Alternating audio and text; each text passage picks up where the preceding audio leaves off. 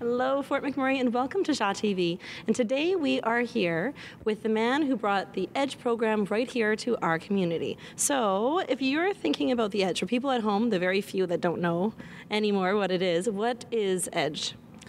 Well, people often describe it, and we do as well, as passion-based education. So we're taking what kids love to do, like their sport. The two here in Fort McMurray are hockey and dance, things that kids are typically passionate about, integrating it into the school system so that we can provide a great motivational platform for them to do well academically in school.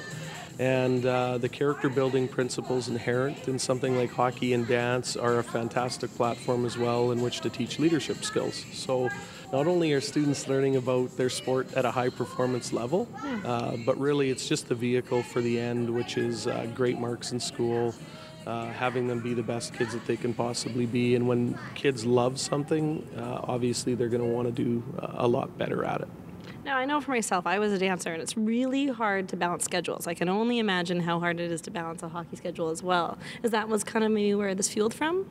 Yeah, a big part of it was that kids had to sacrifice their academic programming to pursue sport at a high level. So for sure, I mean, we work closely with their teachers, their instructors here at McTavish and Dickinsfield to make sure that they're keeping up with the schedule that they have to, keeping up with their homework, maintaining grades and whatnot, and also providing time to train during the typical school day as part of physical education or the health curriculum, whereas kids who wanted extra training typically would have to go early, so wake up much earlier than they were typically used to, or add extra training in at night, which sacrifices homework time, music lessons, time with your family. So what a program like EDGE seeks to do is to build that into a time where kids are typically busy anyway.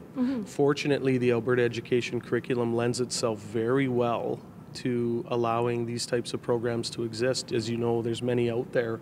There's EDGE, there's other programs within the public school system, Catholic school systems throughout North America, because people are really becoming aware of the fact that you can provide this for kids and help them get their lives back a little bit. Now, this is your first year here, so how's it been going so far, and how can people get involved if they want to try this out?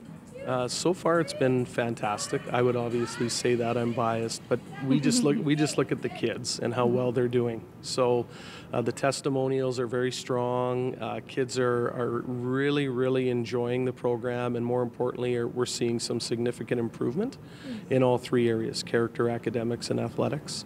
I think the community is benefiting as well. We've seen a lot of interest from people out there, whether they want to access our dance instructors or hockey coaches that come in from around North America to help the EDGE program, or just wanting to be a part of getting involved with what it is we're doing here and being a part of it. So if you do want to get involved, you can check out our website at edgeschool.com. That's our main hub.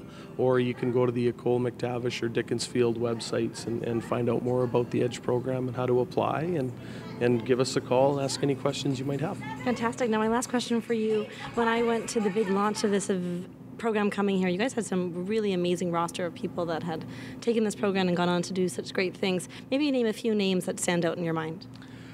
Well, certainly one related to dance would be a young lady named Jillian Abbott, who is a high school student. Right after graduation, went on to do the Love Show with Cirque du Soleil for a year and is now in her third year at Juilliard. A young man named Joe Colburn, who's in the Toronto Maple Leafs farm system.